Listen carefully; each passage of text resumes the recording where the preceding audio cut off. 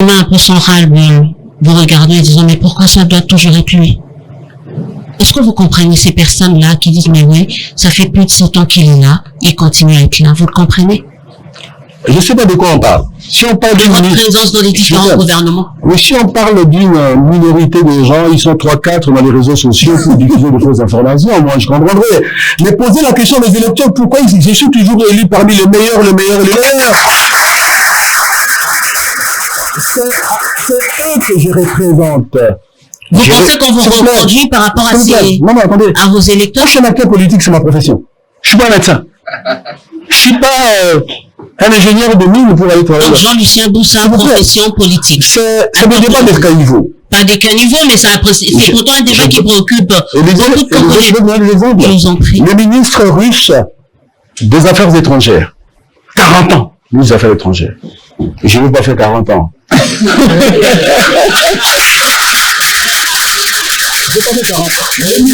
Le ministre sud-africain du commerce extérieur. 16 ans. Même poste. C'est l'Afrique du Sud, hein. C'est pas la RDC. Le ministre Maker Mwangu, EPST dans ce pays, puis les 8 ans.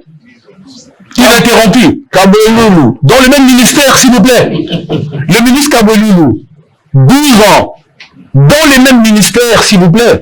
Ça, c'est pas le débat. Il faudrait penser à des réformes dans ce sens-là. Moi, je fais la politique. Ok. Moi, je fais la politique. Mon engagement politique est que j'ai des idées claires pour servir la nation.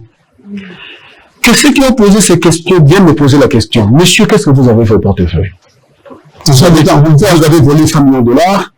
Vous n'avez pas réformé. Aujourd'hui, l'administration du portefeuille qui nous suit maintenant va vous dire, c'est le premier ministre du portefeuille de l'État qui a donné de la consistance au ministère du portefeuille. Exemple, lorsque j'arrive au portefeuille, je trouve que le pic des recettes du portefeuille de l'État, c'est 7 milliards de francs congolais. C'est-à-dire 2 millions et quelques dollars américains. Le pic. Chiffre concret. 31 juillet 2025, la réalisation portefeuille consécutivement aux réformes entreprises, 149 milliards de francs congolais. Vous avez tout ça. Les recettes ont été multipliées pour le mois en question par rapport au pic des années 2024 à 22 fois. Aujourd'hui, fin mois de juillet, les réalisations en recettes du ministère du portefeuille ont déjà atteint 94,5% juillet. Ça veut dire qu'on va aller au-delà. Conséquence. Puisque les services d'assiette ont droit à 5% de cette ressource, la condition de vie des fonctionnaires du portefeuille va être multipliée au minimum par 10. Donc ça veut dire que je termine par là. Demandez à ces gens d'aller au ministère du portefeuille et dire, mais nous on n'est pas d'accord avec lui. On va on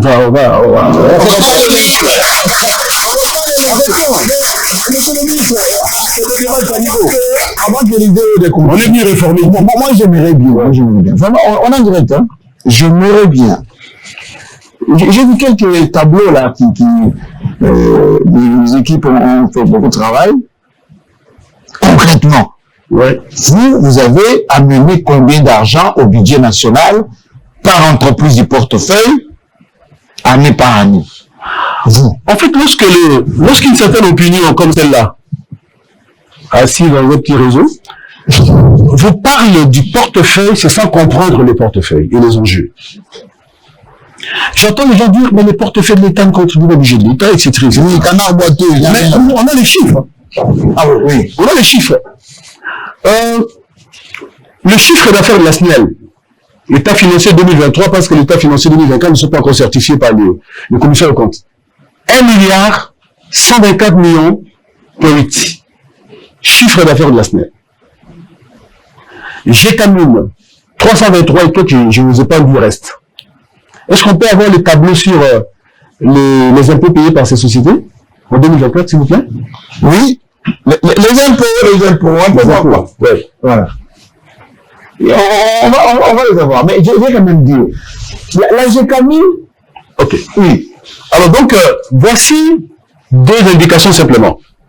Par rapport à la contribution des entreprises au budget de l'État. Deux fois, on voit ces contributions sous les prismes simplement des dividendes générés. On n'a jamais évalué cette À la fin de l'exercice. À la fin de l'exercice. Il faut une approche holistique qui allie à la fois la contribution par rapport au paiement des impôts et taxes, la contribution par rapport à la création des emplois et au métier des emplois, les externalités positives sur les règles de l'économie, je vous en parlais tout à l'heure. Et donc, par rapport déjà aux chiffres, contribution de la GECAMI, impôts payés en 2024, l'État financier certifié, 210 millions de dollars américains. Mais au cours du canal, il n'y a rien. Ah oui, 210 millions de dollars de contribution GECAMI au budget de l'État. Et je ne cite qu'une seule entreprise. Il y en a plein.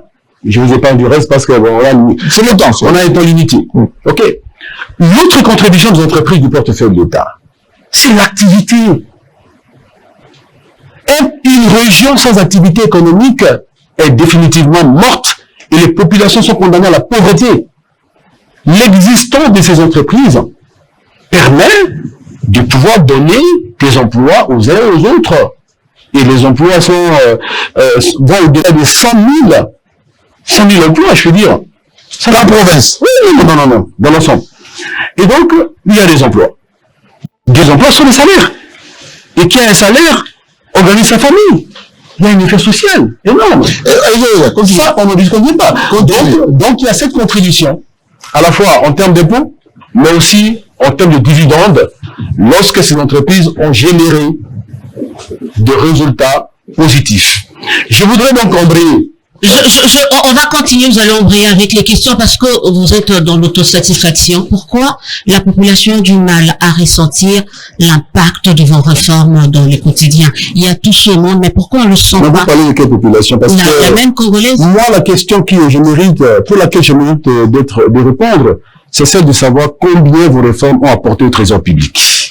Et ce qui s'ensuit, moi j'aimerais bien qu'on passe toute l'émission en train de vous applaudir, c'est la population. Ah non, on n'applaudit pas pour rien. Bah oui, mais maintenant qu'il faut qu'on nous dise, non, des chiffres qui c'est quoi l'impact dans la vie quotidienne? Moi, je suis dans les chiffres.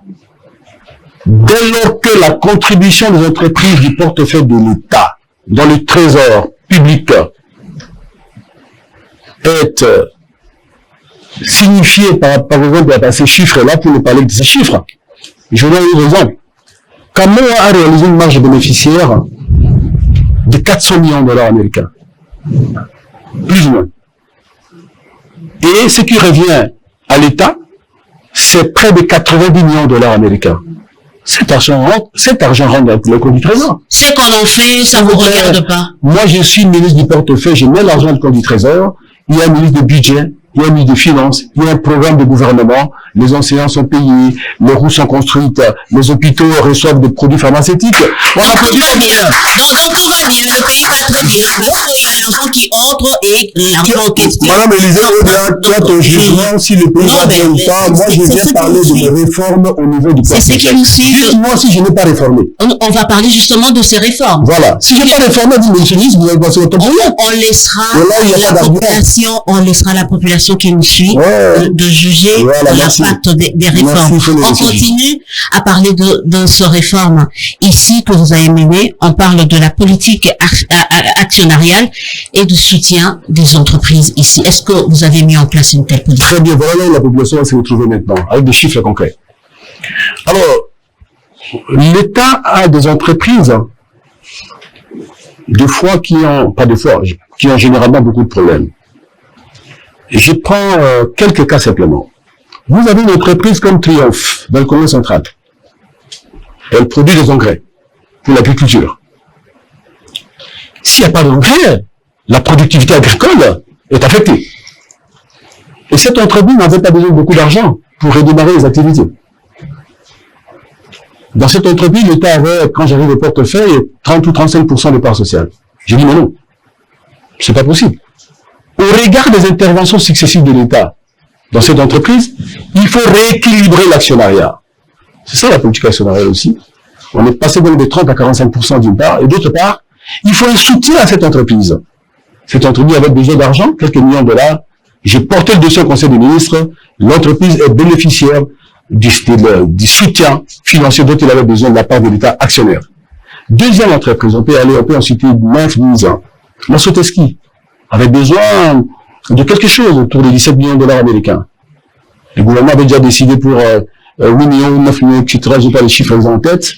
Et la différence, l'État a décidé de les payer encore. Nous sommes dans la sucrerie du Kivu. Nous sommes dans le sud Kivu. La seule entreprise, après la fermeture de la Bradima, qui existe encore là-bas. Mais qu'est-ce qu'on fait?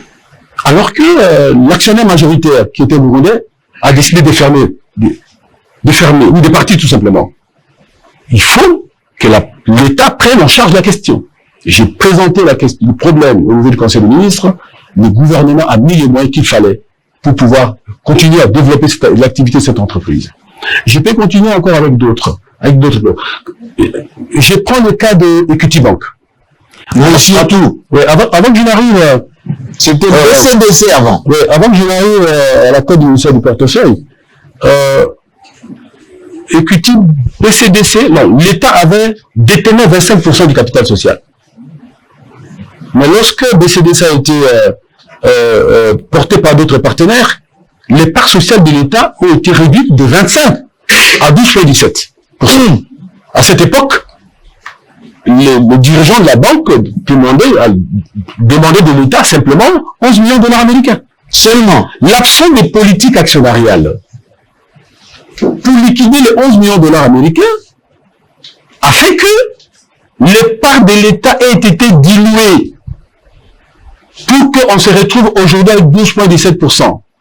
Le développement actuel de la banque fait que chaque part sociale aujourd'hui a pris une valeur plus élevée que lorsqu'il a été question de pouvoir récapitaliser la banque. Si on avait une politique actionnaire à cette époque, on aurait payé les 11 millions et nous avons 25% avec ce que ça représente aujourd'hui lorsque la banque a réalisé 3 milliards de dollars américains de chiffre d'affaires. Et donc, nous avons inversé les tendances par rapport à cela. Et donc, là-dessus, je remercie le président de la République, chef de l'État, qui lui-même est le porteur de la vision, qui a permis finalement de considérer que là où l'État devait intervenir, il fallait qu'il le fasse. Je donne un autre exemple contraire à l'heure. J'ai d'autres questions, peut-être que ça pourra venir après, parce que là, vous avez parlé de la gestion.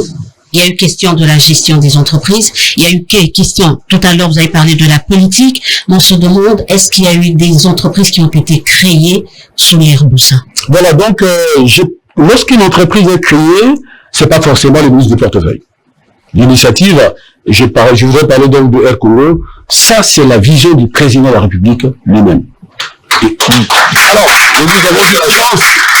Avant de continuer, parce que moi j'ai une question très importante. Tout pays fonctionne avec les banques.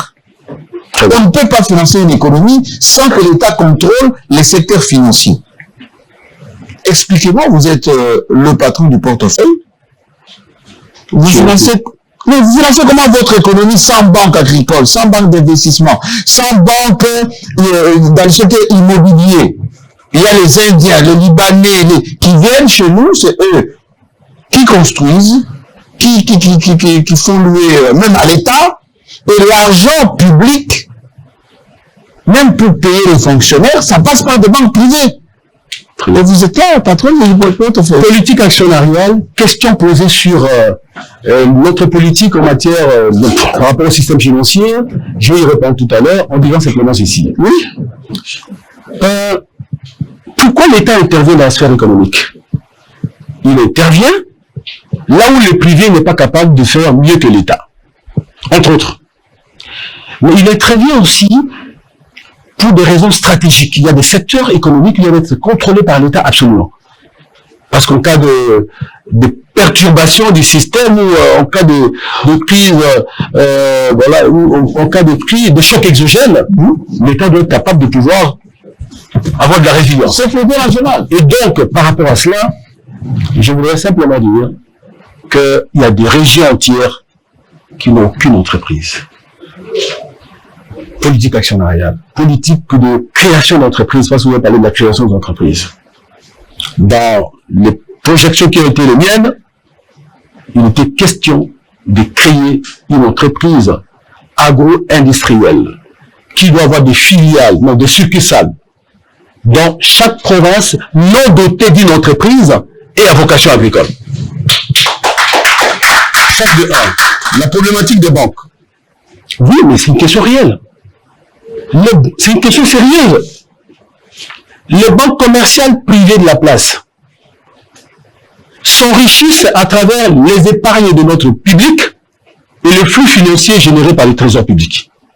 En réalité, lorsque vous allez dans une banque, vous sollicitez un crédit, l'argent qu'on vous donne, c'est l'argent des citoyens et l'argent des entreprises. Mais cet argent vous est accordé à des taux d'intérêt prohibitifs. 12%. 12, 14, 16%. Voilà un enjeu. 2%. Ce qui fait que l'argent de l'État, comme l'argent des particuliers déposés dans les banques commerciales, la place qui ne sont pas contrôlés d'une certaine manière, je ne dis pas que l'État doit être actionnaire 100% d'une banque, c'est pas ce que j'ai dit. Mais qui sont contrôlés par les banques où l'État n'a aucun contrôle, n'a aucune influence, cet argent ne sert pas directement l'orientation de l'économie, le développement de notre économie. Pourquoi? Un, les crédits coûtent cher, et lorsqu'ils coûtent cher, vous n'avez pas la possibilité de pouvoir investir dans les secteurs variés. Deux, il y a un phénomène en RDC, les délais d'initiés. Lorsqu'un Congolais amène un projet bancable dans un secteur dont la perspective de rentabilité est certaine, et qu'il amène dans une banque privée quelconque ou familiale, qu'est-ce qui se passe? Le projet est récupéré pour remettre un cousin ou un compatriote de quel pays que je sais. Et c'est ce projet, vous êtes étonné qu'il est développé par ces messieurs. Quand les Congolais arrivent, les conditions restrictives, et monsieur n'a pas bénéficié du crédit. Voilà pourquoi nous avons, en Conseil des ministres, proposé la création de deux banques. Une banque commerciale où l'État est actionnaire, peut-être minoritaire, les institutions de la CNCS, même les sociétés d'État, comme la GECAMIN et autres, et ouvertes au privé bien sûr, sont actionnaires pour envoyer le flux du trésor public, rentabiliser ce flux dans l'intérêt des Congolais d'une part, et d'autre part, pour mener une politique d'orientation de crédit à l'économie, qui soit une politique qui soit en adéquation avec les objectifs économiques du gouvernement. Le projet a été adopté, il reste plus que la mise en œuvre. La mise en œuvre il y a donc cette réforme que vous avez initiée et qui porte les fruits, en tout cas selon les explications que vous avez données, mais là vous êtes en train de partir de ce ministère. On va essayer de jeter un regard sur certaines entreprises. Qu'est-ce que Jean-Lucien Boussa laisse? Vous aviez commencé tout à l'heure à parler de Air Congo, mais il y avait Congo Airways. Dans quel état vous laissez Congo Airways? Je dois dire que je laisse les entreprises dans une dynamique d'amélioration de la gouvernance et de la gestion. Et vous comprenez l'incidence d'une gouvernance de qualité, d'une gestion orthodoxe sur les résultats des entreprises. Maintenant, j'ai parlé des problèmes structurels qui sont relevés dans l'une ou l'autre entreprise. Aujourd'hui, moi je dois être fier de notre président qui avait dit non. Il faut une autre société aérienne. Elle existe, elle fonctionne. Elle va commencer, je pense que c'est déjà fait déjà, la ligne Kinshasa-Afrique du Sud. Mais qu'est-ce qu'elle devient l'ancienne société? J'en arrive. Congo Airways aussi est dans le viseur du gouvernement. C'est vrai que ces avions sont tombés en panne il y a quelques mois, mais des réponses alternatives sont en train d'être trouvées. Lesquelles? Oui, il y a d'abord des moteurs que nous avons. Ils ont des moteurs, l'avion, il suffit de les réparer. Ça coûte des millions de dollars. Et le chiffre qui m'a été présenté, le ministre des Transports n'est pas très motivé. Alors donc, ça, ce sont mes il y a d'abord ces avions qui doivent être réparés, ces moteurs qui doivent être réparés. Le chiffre que j'ai en tête, à moins que je me trompe, c'est 32 millions de dollars. Et vous avez aussi la CNCS qui est actionnaire de Congo Airways, qui va apporter 2 avions entre septembre et novembre. La commande est déjà passée. Et voilà, donc on aura ces 2 avions qui vont renforcer les charrois. Qui vont renforcer les charrois du Congo. Juste une autre entreprise, c'est Transco. Vous avez dit, je suis focus un peu sur les entreprises de transport, parce que c'est un grand problème ici. Bah oui, mais on parle des sociétés. Donc, quel État vous laissez Transco également? Alors, donc, je voudrais aussi régler un problème de confusion, pas chez toi, dans une certaine opinion. Oui. Qui croit que Transco est une entreprise publique? Oui, Transco n'est pas une entreprise publique, c'est un établissement public. C'est comme ça qu'on l'a défini, en tout cas. Non, c'est un établissement public, qui est sous la tutelle du ministère du Transport. Par contre, la loi de 2008 donne la compétence d'administration et de gestion des entreprises, quelle que soit leur spécificité, au ministre du portefeuille. Une confusion même dans l'opinion, Transport, même au gouvernement, oui, bon, au regard de vos explications, c'est comme si... Voilà, moi, je sais que le gouvernement a été suffisamment éclairé sur le sujet, mais je voudrais quand même qu'au niveau de l'opinion publique, le voile soit levé. Le message est pas. Transco est un établissement public. Les entreprises ont comme seule tutelle, il n'y a pas de tutelle, il n'y a que le ministère du portefeuille qui a légalement la charge de l'administration et de la gestion des entreprises du portefeuille de l'État. Les autres font la police du secteur. Ils conduisent la politique sectorielle de ces entreprises. Merci beaucoup.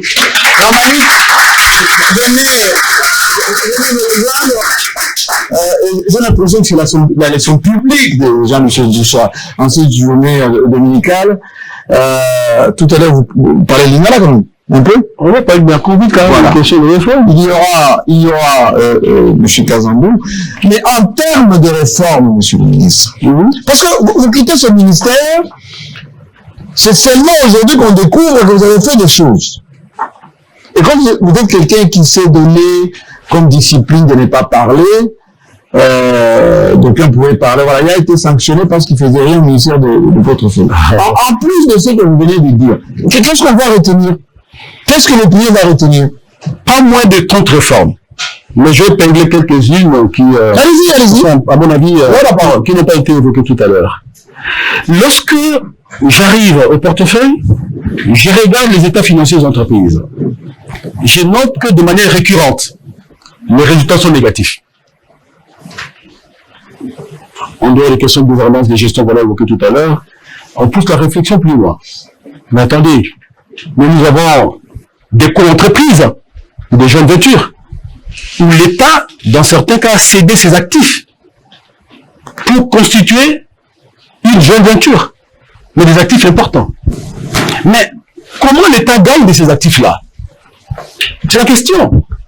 Parce que lorsque je regarde par ailleurs les états financiers des joint ventures, je note que ces entreprises-là génèrent des bénéfices importants. 10 millions de dollars, 100 millions de dollars, etc. Et lorsque ces fonds rentrent, sont envoyés dans les entreprises qui sont en joint venture, les reflets de cette performance au niveau des joint ventures n'est pas perçu au niveau des états financiers des entreprises d'État. Comment on fait? Il faut une approche révolutionnaire. C'est quoi l'approche? J'ai donc suggéré et obtenu que lorsque les dividendes sont générés par les joint ventures, la part qui revient à l'entreprise d'État est captée à hauteur de 25% par les trésors publics. Directement, à l'origine. Donc on prend les 25% par là, on renvoie au trésor public et les 75% rentrent dans l'entreprise. Donc, déjà à ce moment-là, l'État est sécurisé. Si on a réalisé 1 milliard de dollars de bénéfices dans l'ensemble des joint ventures, l'État récupère d'office 250 millions de dollars américains. Est-ce que ça vous a mis à l'aise avec les gens qui contrôlaient cet argent en amont et qui minoraient les résultats? On ne gère pas l'État avec des états d'âme. Mais vous devez être la bête noire. Vous devez être la bête noire des gens qui gèrent tous ces fonds. Mais moi, j'ai travaillé dans l'intérêt de l'État. Et qui camouflaient, voilà. Dans ces joint ventures, il n'y a rien, ça n'a pas produit, etc. Parce que cet argent était géré là-bas en dehors des trésors publics. Voilà. Un ministre fait sa réforme et on ne gère pas avec des sentiments. ce sont les intérêts des citoyens d'aujourd'hui et de demain qui sont engagés. Et nous ne devons pas aujourd'hui piétiner les intérêts des citoyens d'aujourd'hui et de demain. C'est pas ma responsabilité. Et donc là-dessus, je dois féliciter et remercier le président de la République qui a soutenu cette réforme. vous a protégé. Je voudrais, bien sûr que oui. Je voudrais, sinon je ne serais pas là.